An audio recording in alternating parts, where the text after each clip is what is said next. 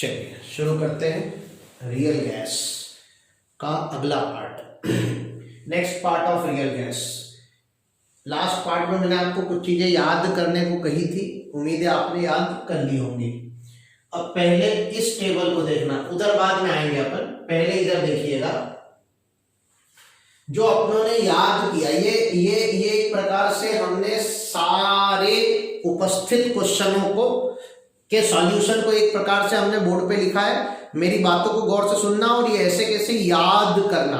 This is more like a theoretical topic than a numerical topic.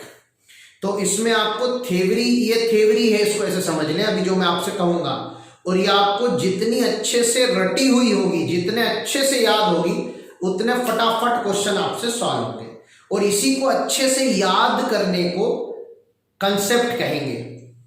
Concept clear होना मतलब जो अभी मैं कहूंगा ये अगर आप अच्छे से याद कर लोगे, इट मींस आपके इस टॉपिक के कंसेप्ट क्लियर है।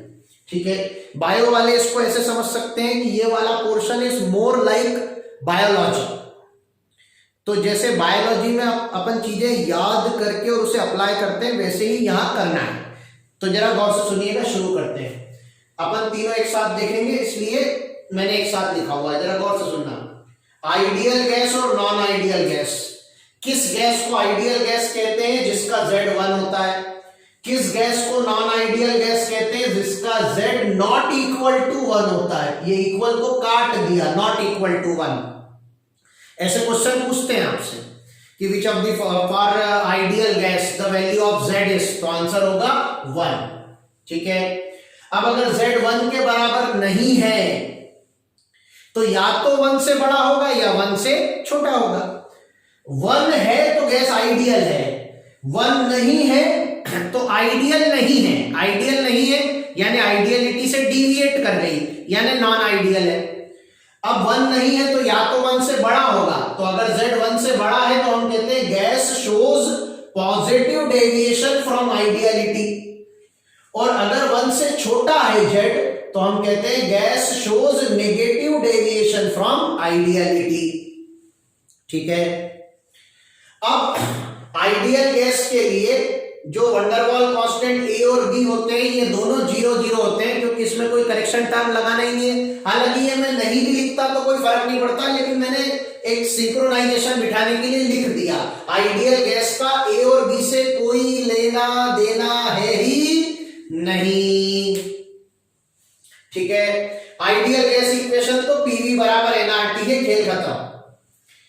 जो पॉजिटिव डेविएशन होता है, एक एक करके बातों को ध्यान रखना है। जो पॉजिटिव डेविएशन होता है उसके लिए responsible factor van der Waals constant B यानी finite size of gas molecules होता है। और जो नेगेटिव डेविएशन होता है उसके लिए responsible factor van der Waals constant A यानी attractive forces between gas molecules होता है। ये क्वेश्चन भी एग्जाम में आया हुआ है, आपसे एक बार पूछा है एग्जाम के अंदर कि जो है कॉम्प्रेसिबिलिटी फैक्टर Z जो है वो नेगेटिव डेविएशन शो कर रहा है, तो कौन सा ऑप्शन सही होगा? तो अगर नेगेटिव डेविएशन है इसका मतलब अट्रैक्टिव फोर्सेस आर डोमिनेंट। अगर पॉजिटिव डेविएशन है तो इसका मतलब finite size of gas molecule जो है वो डोमिनेंट है।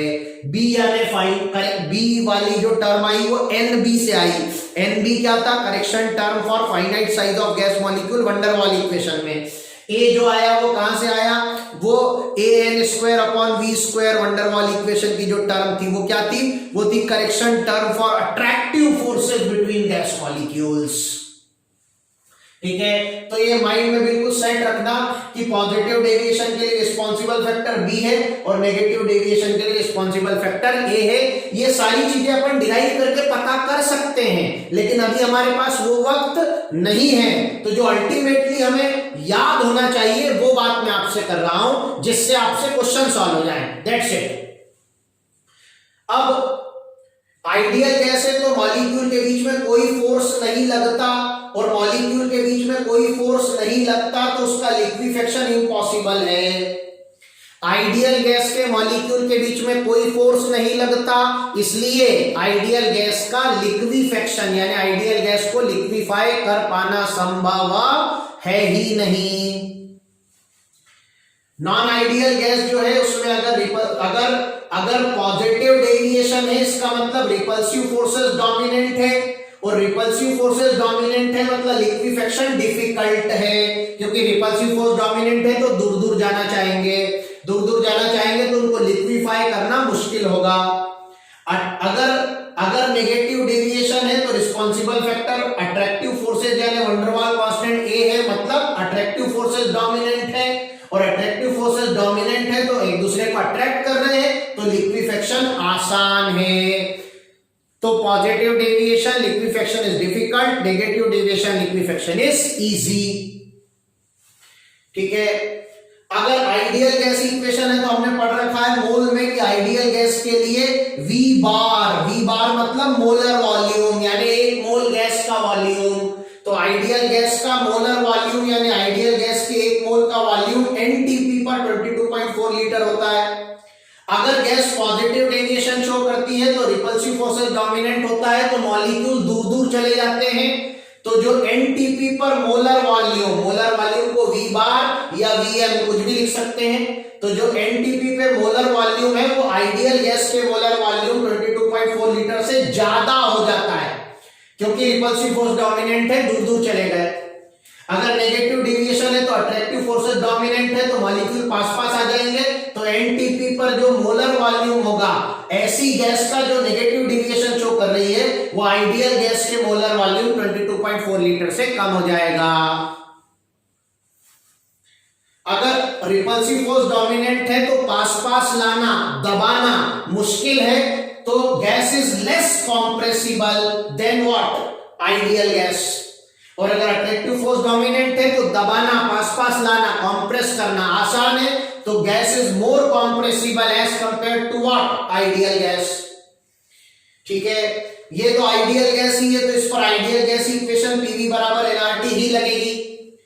अगर हमें नॉन आइडियल गैस के लिए अलग अलग कंडीशन में मॉडिफाइड वंडरवाल इक्वेशन चाहिए, तो कैसे आएगी? पॉजिटिव डेविएशन के लिए रिस्पॉन्सिबल फैक्टर B है, तो मॉडिफाइड वंडरवाल इक्वेशन में जो रिस्पॉन्सिबल है उसको छोड़कर जो दूसरा फैक्टर बच गया उसको 0 रख दो। तो वंडरवाल इक्वेशन में A की जगह 0 रख दिया तो ये इक्वेशन आ गई। तो ये मॉडिफाइड वंडरवाल इक्वेशन का पहला रूप, इसमें P को अंदर मल्टीप्लाई कर लिया तो ये इक्वेशन आ गई। तो ये दूसरा रूप है, इसमें PB को उधर ले गया तो तीसरी आ गई, ये तीसरा रूप है। और RT से पूरी इक्वेशन को डिवाइड कर दिया तो PV बार अपॉन RT हो गया कंप्रेसिबिलिटी फैक्टर Z, और ये 1 प्लस PV बाय RT आया। तो ये जो हो गई ये तीसरी फॉर्म हो गया।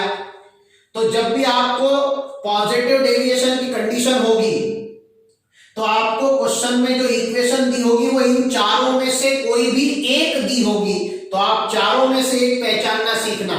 इसका मतलब है इन्हें रटना नहीं है, इन्हें करना सीखना, क्योंकि एग्जाम में करके देखना पड़ेगा कि चारों में से कौन सा ऑप्शन में है। इसी तरह से यहां पर नेगेटिव डेविएशन में रिस्पॉन्सिबल फैक्टर कौन है? A, तो B को 0 रख दो। तो B को 0 रख दिया तो ये इक्वेशन हो गई, V बार अंदर मल्टीप्लाई कर लिया, ये आ गया, A बाय V बार को उधर ले गए, ये आ गया, और RT से डिवाइड कर दिया तो PV बार बाय RT Z हो गया। तो ये भी करना आना चाहिए, मतलब ये पता हो, अगर ये कंडीशन आपको पता हो तो आप कुछ भी हो कर सकते हो। कहां करना है, क्वेश्चन कैसे पूछे जाएंगे, उन्हें अटेम्प्ट कैसे करना है, ये 3 मिनट बाद मैं आपको बताऊंगा। पहले वो बता दूं जो आपको याद होना चाहिए। आइडियल गैस इक्वेशन का Z वर्सेस P प्लॉट जो है वो लीनियर होता है। लीनियर मतलब स्ट्रेट लाइन प्लॉट होता है जिसका स्लोप 0 है, हॉरिजॉन्टल होता है। अभी प्लॉट बना के बताया था लास्ट पार्ट में, इससे पहले वाले पार्ट में, ठीक है। और Z वर्सेस P का प्लॉट अगर यहां मैं बनाऊं तो ये y बराबर mx प्लस c वाली लाइन आ जाएगी, यानी पॉजिटिव डेविएशन के लिए भी Z versus P plot straight line यानी लीनियर प्लॉट होगा और उसका स्लोप B बाय RT होगा। लेकिन इंपॉर्टेंट बात क्या है कि अगर नेगेटिव डेविएशन शो कर रही है गैस तो उसका Z वर्सेस P प्लॉट जो होता है वो लीनियर नहीं होता, नॉन लीनियर होता है, ध्यान रखना। नेगेटिव डिविएशन शो करने वाली गैस का Z versus P plot non linear होता है, ध्यान रखना। बाकी दोनों का लीनियर होता है। इसका स्लोप पॉजिटिव है तो लाइन ऊपर जाती हुई है, और इसका स्लोप 0 है तो लाइन हॉरिजॉन्टल है, और ये नॉन लीनियर है यानी कर्व आएगा। अब एक और इंपॉर्टेंट बात, मैंने यहां पर और इससे पहले जो प्लॉट बनाया लास्ट पार्ट में, इससे पहले वाले पार्ट में, हर जगह Z वर्सेस P प्लॉट बनाया है, हर जगह Z वर्सेस P प्लॉट बनाया है। काम की बात सुनना, मैंने जितने Z वर्सेस P प्लॉट बनाए हैं उन्हीं के जैसे बिल्कुल लगभग वैसे ही Z की जगह PV, Z की जगह P into V bar, pressure into molar volume, तो Z की जगह PV bar versus P plot भी बना सकते हैं। मतलब Z वर्सेस P प्लॉट की जगह PV bar versus P plot भी एग्जैक्टली सिमिलर होंगे। बस अंतर इतना सा है कि Z वर्सेस P प्लॉट में जहां जहां Y इंटरसेप्ट 1 आया है, PV bar versus P plot में वहां वहां Y इंटरसेप्ट RT आ जाएगा, RT आ जाएगा। देखो PV बार वर्सेस P का प्लॉट बनाऊंगा तो Y इंटरसेप्ट RT आ जाएगा। तो ये ध्यान रखना आप। तो जो बातें हमने Z वर्सेस P प्लॉट के बारे में कही है, अगर उसी तरह से PV bar versus P plot बना के दे दिया जाए तो सारी बातें वैसी की वैसी सही होंगी। बस अंतर क्या है? अंतर ये है कि जो Y इंटरसेप्ट है वो 1 की जगह RT हो जाएगा। चलिए नाउ अब एक आखिरी बात, और ये नोट वाली बात पहले कर लेते हैं। आइडियल गैस है तो अगर आइडियल गैस का Z हमेशा 1 होगा, तो अगर Z को या PV को, अभी बताया मैंने Z की जगह PV कर दो, कोई फर्क नहीं पड़ेगा, ठीक है, सिमिलर आएगा। तो Z या PV को P के रिस्पेक्ट में डिफरेंशिएट कर दो, तो आइडियल गैस है तो ये डिफरेंशिएशन 0 आएगा। पॉजिटिव डेविएशन है तो ये डिफरेंशिएशन ग्रेटर देन 0 आएगा कांस्टेंट टेम्परेचर पर, और नेगेटिव डेविएशन है तो ये डिफरेंशिएशन लेस देन 0 आएगा कांस्टेंट टेम्परेचर पर। इतना तो आपको याद होना चाहिए। अब प्रश्न खड़ा होता है कि प्रश्न क्या बनेगा और कैसे बनेगा। तो एक तो जो लिखा है ऐसा वैसे ही पूछ सकते हैं, या इसके अलावा मैंने आपको अभी पिछले वीडियो के अंदर, इससे पहले वाले पार्ट में कहा था याद करना, वो मैंने यहां लिख भी दिया है, अभी मैं उसकी बात करूंगा। तो क्वेश्चन ऐसे बनेगा कि आपको क्वेश्चन में कह देंगे under for a real gas under low pressure range. तो for a real gas under low pressure range में हमने प्लॉट देखा था। लो प्रेशर रेंज में Z 1 से कम था, Z 1 से कम यानी नेगेटिव डेविएशन। तो नेगेटिव डेविएशन यानी ये सारी बातें सही होंगी। तो 4 ऑप्शन में इनमें से कोई एक बात दी होगी, लगाना, आगे बढ़ जाना, या इनमें से कोई 3 बातें दी होंगी और ऑल ऑफ दीज दिया होगा, लगा देना, ठीक है। अब सर वो उसमें जो हमने आपने पिछले पार्ट में याद करने का कहा था उसे थोड़ा सा प्रिसाइज कर दो, क्या क्या याद करना है। तो आओ देखो इधर, कैसे पता चलेगा क्वेश्चन में कि गैस को आइडियल मानना है? इन 4 बातों से। वेरी लो प्रेशर रेंज कहा होगा, या प्रेशर नियरली इक्वल टू 0 कहा होगा, या दूसरा very large molar volume condition या V bar tends to infinite कहा होगा, या वेरी हाई टेम्परेचर यानी T टेंड्स टू इनफाइनाइट कहा होगा, या सबसे ज्यादा low pressure and high temperature condition कहा होगा, या बॉयल्स टेम्परेचर पर लो प्रेशर कंडीशन कहा होगा। बॉयल्स टेम्परेचर पे लो प्रेशर कंडीशन में भी गैस आइडियल गैस का सा व्यवहार करती है। तो इन 5 बातों में से कोई भी एक अगर क्वेश्चन में लिखी है तो आपको गैस को आइडियल मानना है, और गैस अगर आइडियल है तो ऊपर की सारी बातें सही हैं, तो इनमें से कोई भी एक आंसर चुन लेना, खेल खत्म। इधर आओ, अगर आपको क्वेश्चन में हाई प्रेशर लिखा है, क्या लिखा है? हाई प्रेशर, जैसे आपसे कहा real gas under high pressure condition, खेल खत्म। Real gas under high pressure मतलब पॉजिटिव डेविएशन, तो ये सारी बातें सही है, ठीक है।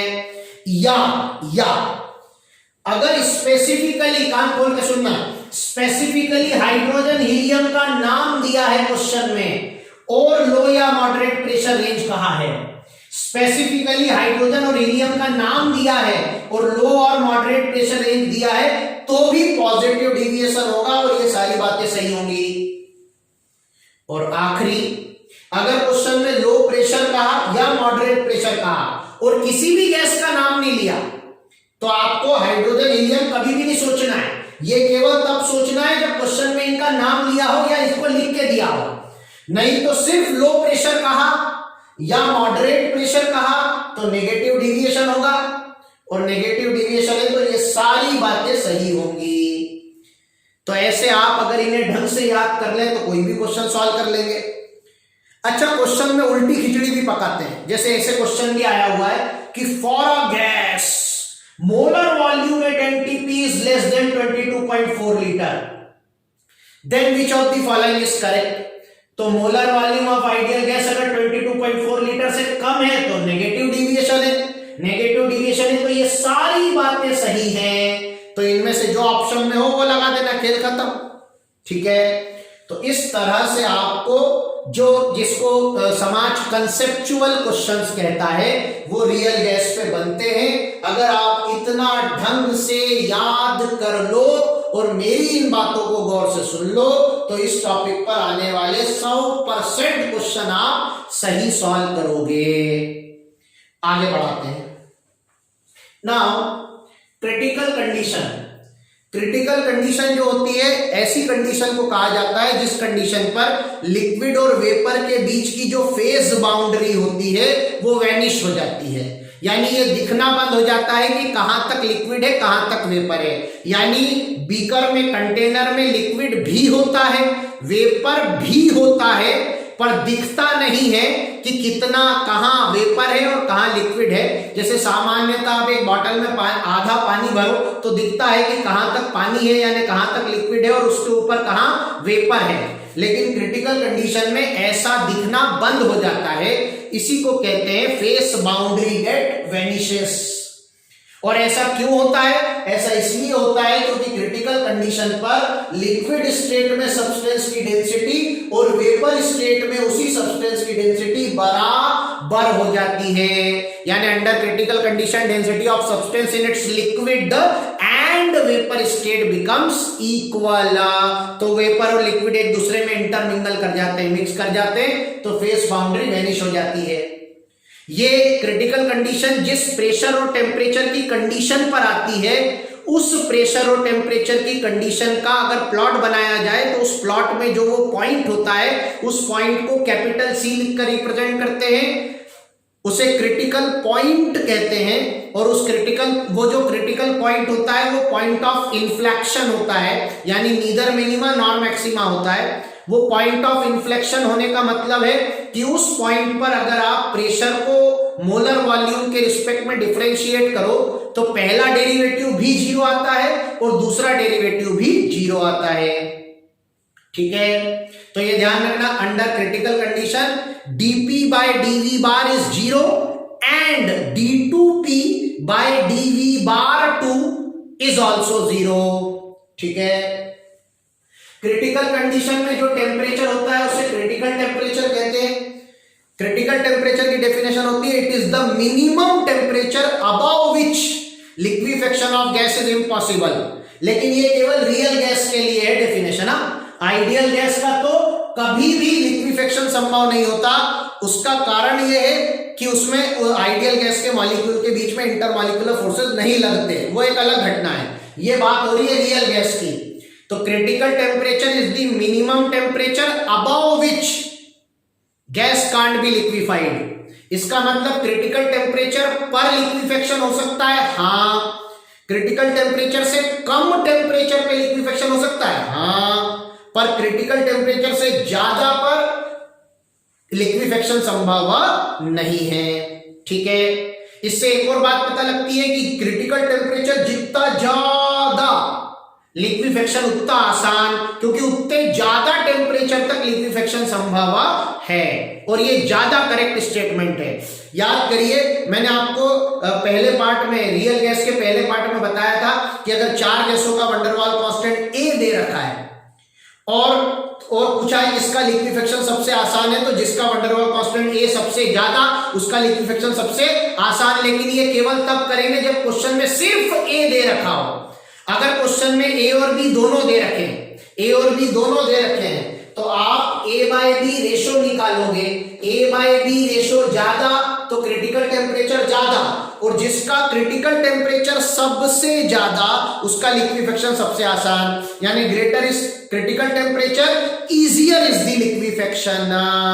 ये ज्यादा अच्छा तरीका है। या इसका उल्टा, अगर आपको दो गैस दे दी, नाइट्रोजन और अमोनिया, आपसे कहा कि एक का लिक्विफिकेशन दूसरे से आसान है, तो जिसका लिक्विफिकेशन आसान है उसका क्रिटिकल टेम्परेचर ज्यादा। क्रिटिकल टेम्परेचर ज्यादा यानी ए बाय बी रेशो ज्यादा, यानी ए ज्यादा बी कम। तो जिसका लिक्विफिकेशन आसान उसका दोनों गैसों में ए ज्यादा और बी कम। ठीक है। अगर हम वंडरवाल गैस के लिए क्रिटिकल टेम्परेचर की वैल्यू कैलकुलेट करके निकाले तो वो आती है 8A/27 RB, और A upon RB is boils temperature, तो इसी को 8/27 बॉयल्स टेम्परेचर रख सकते हैं। यानी critical temperature is smaller than boils temperature, यानी बॉयल टेम्परेचर क्रिटिकल टेम्परेचर से ज्यादा है, और क्रिटिकल टेम्परेचर से ज्यादा टेम्परेचर पे गैस का लिक्विफिकेशन संभव ही नहीं है, तो बॉयल पे तो बिल्कुल भी संभव नहीं है, क्योंकि वो क्रिटिकल टेम्परेचर से ज्यादा है। क्रिटिकल कंडीशन में जो प्रेशर होता है उसे क्रिटिकल प्रेशर कहते हैं। अगर वंडरवाल गैस के लिए क्रिटिकल प्रेशर की वैल्यू सॉल्व करके निकाली जाए तो वो A/27B² आती है। ठीक है। क्रिटिकल प्रेशर की डेफिनेशन होती है, it is the minimum pressure required to liquefy a gas at its critical temperature. यानी क्रिटिकल टेम्परेचर पे किसी गैस को लिक्विफाई करने के लिए जितना मिनिमम प्रेशर लगाना पड़ेगा वो क्रिटिकल प्रेशर है। यानी क्रिटिकल टेम्परेचर पर क्रिटिकल प्रेशर के बराबर प्रेशर लगा दोगे तो गैस लिक्विफाई हो जाएगी, हाँ। क्रिटिकल टेम्परेचर पर क्रिटिकल प्रेशर से कम प्रेशर लगाओगे तो गैस लिक्विफाई होगी ना। क्रिटिकल टेम्परेचर पर क्रिटिकल प्रेशर से ज्यादा प्रेशर लगा दोगे तो गैस लिक्विफाई हो जाएगी, हाँ। क्रिटिकल टेम्परेचर से ज्यादा टेम्परेचर पर क्रिटिकल प्रेशर से ज्यादा प्रेशर लगा दोगे तो गैस लिक्विफाई हो जाएगी ना। क्रिटिकल टेम्परेचर से ज्यादा टेम्परेचर पे कुछ भी कर लो गैस लिक्विफाई नहीं होगी। क्रिटिकल टेम्परेचर से कम टेम्परेचर पर क्रिटिकल प्रेशर के बराबर प्रेशर लगा दोगे तो गैस लिक्विफाई हो जाएगी, हाँ। तो क्रिटिकल टेम्परेचर से कम टेम्परेचर पर किस प्रेशर पर गैस लिक्विफाई होना शुरू हो जाती है वो प्रेशर कहलाता है उस गैस का उस टेम्परेचर पर वेपर प्रेशर। यानी अगर टेम्परेचर क्रिटिकल टेम्परेचर से कम है तो प्रेशर उस टेम्परेचर पे वेपर प्रेशर के बराबर होगा तो गैस का लिक्विफिकेशन हो जाएगा। यानी minimum pressure required to liquefy a gas below its critical temperature is called its vapor pressure at that temperature। Critical temperature और क्रिटिकल प्रेशर दोनों वंडरवाल कांस्टेंट ए और बी दोनों पे डिपेंड करते हैं, और ए ज्यादा तो दोनों ज्यादा, बी ज्यादा तो दोनों कम, क्योंकि ए के डायरेक्टली और बी के इनवर्सली रिलेटेड है।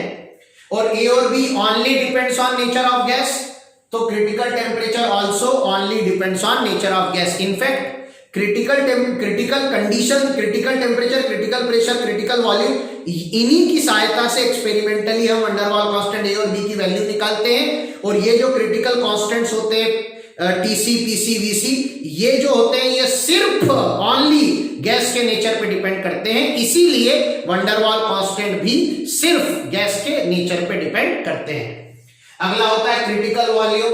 क्रिटिकल वॉल्यूम होता है क्रिटिकल कंडीशन पर 1 मोल गैस का वॉल्यूम, यानी critical volume is the molar volume of gas at critical condition.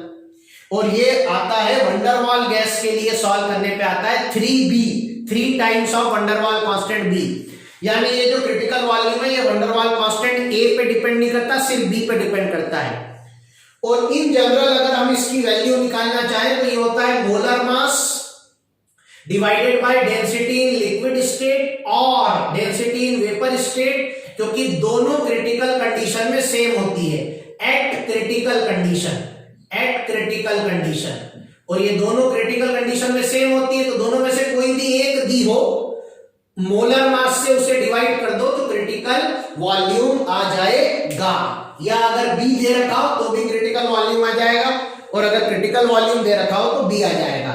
ठीक है, अगर हम क्रिटिकल कंडीशन, मैंने आपको बताया था जो क्रिटिकल पॉइंट होता है उसे सी कहते हैं, तो इस सी पर यानी क्रिटिकल कंडीशन में अगर हम कॉम्प्रेसिबिलिटी फैक्टर Z निकालें तो वो पीसी वीसी अपॉन आरटीसी होगा, और पीसी वीसी और टीसी की अगर ये वाली वैल्यू सब्स्टिट्यूट करके हम सॉल्व कर लें तो वंडरवाल गैस के लिए ये 3/8 आता है, और 3/8 एक कांस्टेंट वैल्यू होती है, यानी compressibility factor under critical condition is constant, that is independent of nature of gas also, यानी जो क्रिटिकल कांस्टेंट्स होते हैं पीसी वीसी और टीसी ये तो नेचर ऑफ गैस पे डिपेंड करते हैं, लेकिन compressibility factor Z critical condition में नेचर ऑफ गैस पे डिपेंड नहीं करता।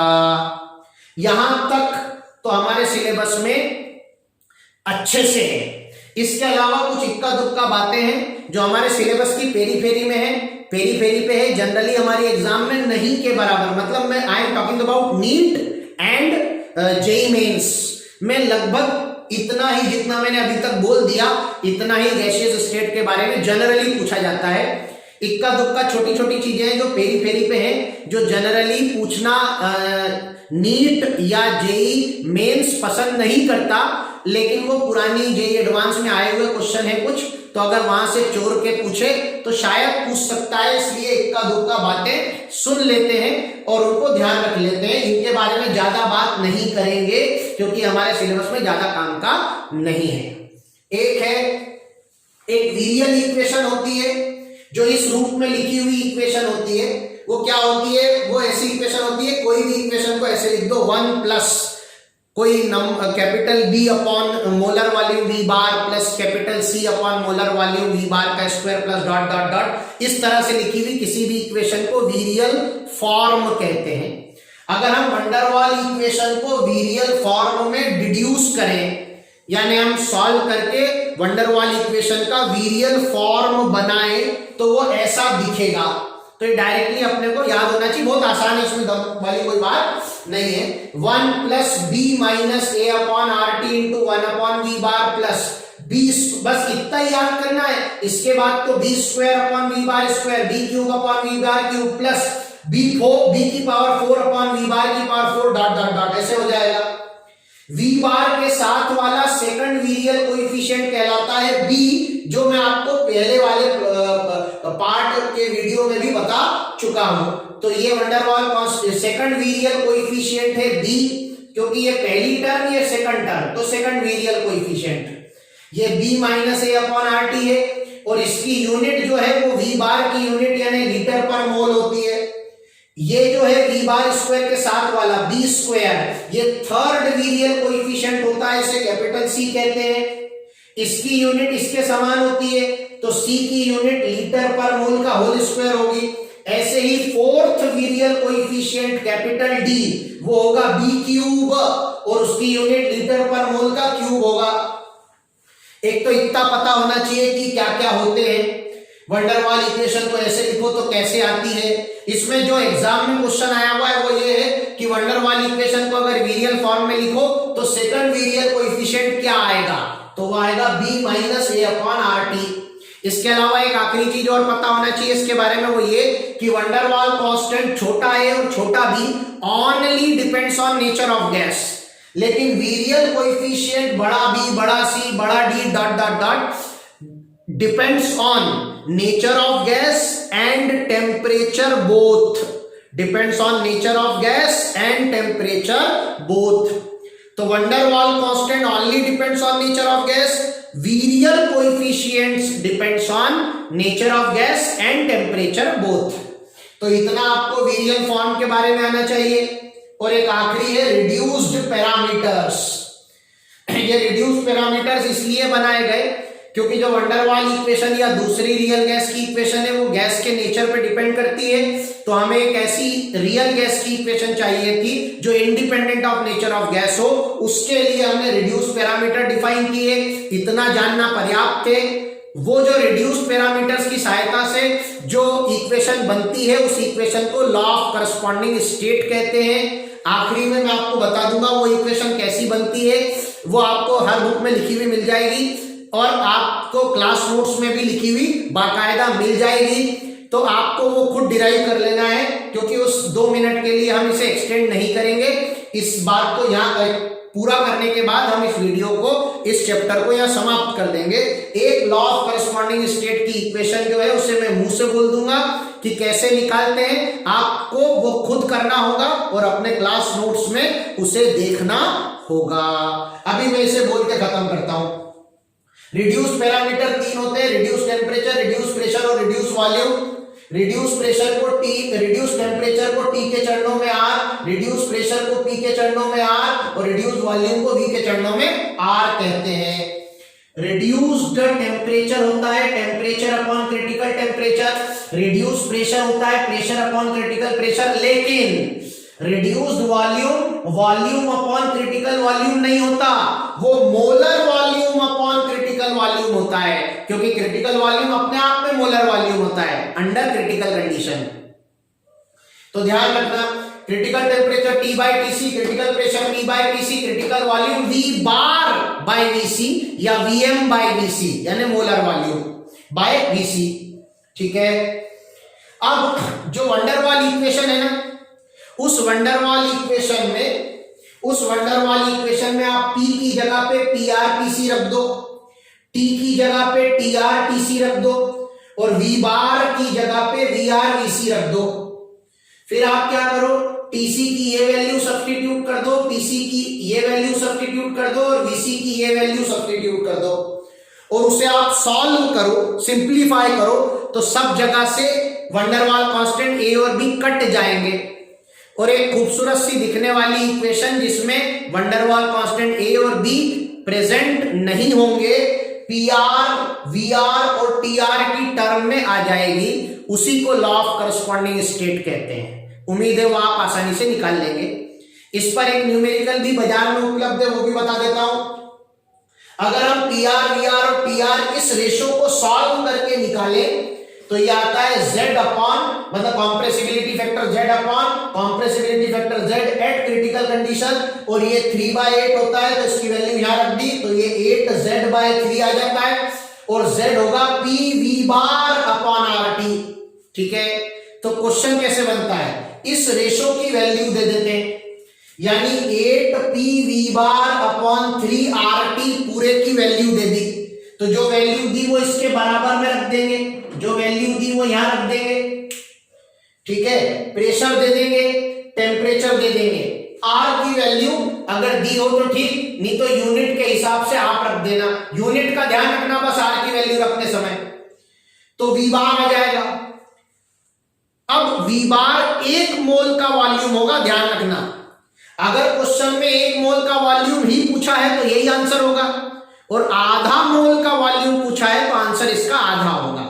जो बाजार में क्वेश्चन उपलब्ध है वो बता देता हूं, उसमें 16 ग्राम ऑक्सीजन, अब 16 gram oxygen, oxygen gas O2 होता है, ध्यान रखना, तो 16 ग्राम ऑक्सीजन, और ऑक्सीजन गैस है तो O2 है, और O2 है तो मोलर मास 32 है, तो 16 ग्राम ऑक्सीजन मतलब हाफ मोल ऑक्सीजन है। तो क्वेश्चन में हाफ मोल ऑक्सीजन के लिए प्रेशर दे रखा है, टेम्परेचर दे रखा है, यूनिट के हिसाब से R की वैल्यू दे रखी है, और इस PR, VR upon TR ratio की वैल्यू दे रखी है, तो यहां वैल्यू रख दी इसकी, P जो दिया था वो रख दिया, T जो दिया था वो केल्विन में बदल के रख दिया, R यूनिट के हिसाब से रख दिया, तो V बार आ गया। लेकिन ये जो V बार आया ये मोलर वॉल्यूम यानी 1 मोल ऑक्सीजन का वॉल्यूम आया, और माइंड वेल आपसे 16 ग्राम यानी आधा मोल ऑक्सीजन का वॉल्यूम पूछा है, तो यहां से जो वॉल्यूम आएगा वो 1 मोल का है इतना, तो आधे मोल का इसका आधा आंसर होगा। तो ऐसे आप ये टॉपिक पे क्वेश्चन कर सकते हो। लेकिन इसके ऊपर जो मैंने आपको पूरा पढ़ाया है गैसियस स्टेट में, वो आपके एग्जाम पॉइंट ऑफ व्यू से ज्यादा इंपॉर्टेंट है। क्या ये एग्जाम में आ ही नहीं सकता? अगर आ ही नहीं सकता होता तो मैं आपको बिल्कुल भी नहीं पढ़ाता, क्योंकि इसमें मैंने बहुत सारी चीजें वो आपको बिल्कुल भी नहीं पढ़ाई है जो केवल जेई एडवांस में आ सकती है, ना तो नीट में आ सकती है, ना जेई मेंस में आ सकती है। तो वो तो मैंने बिल्कुल भी नहीं पढ़ाया। लेकिन इसमें मैंने जितना बोल दिया उतना आ सकता है, पर रिलेटिवली इंपॉर्टेंट कम है बनिस्बत इन सबके। ये ज्यादा इंपॉर्टेंट है, या इससे पहले जो पढ़ाया वो ज्यादा इंपॉर्टेंट है। दैट्स इट गैसियस स्टेट के बारे में। अगर आप इतना जान लेंगे तो आप बहुत अच्छे से सारे क्वेश्चन कर लेंगे। लेकिन माइंड वेल, इतना सुनने के बाद सिर्फ सुनकर अगर आप पढ़ना बंद कर देंगे, यहीं रुक जाएंगे, मान लेंगे कि हमारा ये वाला चैप्टर कंप्लीट हो गया है, तो एग्जाम में क्वेश्चन बनना मुश्किल होता है। तो सर फिर क्या करना चाहिए? इसे सुनना चाहिए। सुनने के बाद क्लास नोट्स को एक बार अच्छे से रिवाइज करना चाहिए। क्लास नोट्स में जो क्वेश्चन आपको कराए गए हैं वो सारे सॉल्व्ड एग्जांपल्स खुद करके देखना चाहिए। और फिर जो भी आपके मेंटर आपको रिकमेंड करें वो क्वेश्चन आपको करना चाहिए।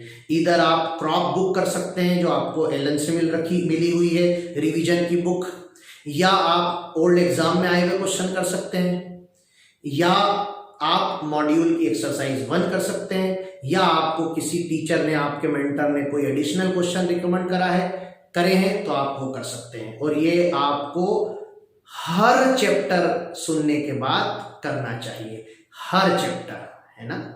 Thank you so much. All the best for your examination. Thank you.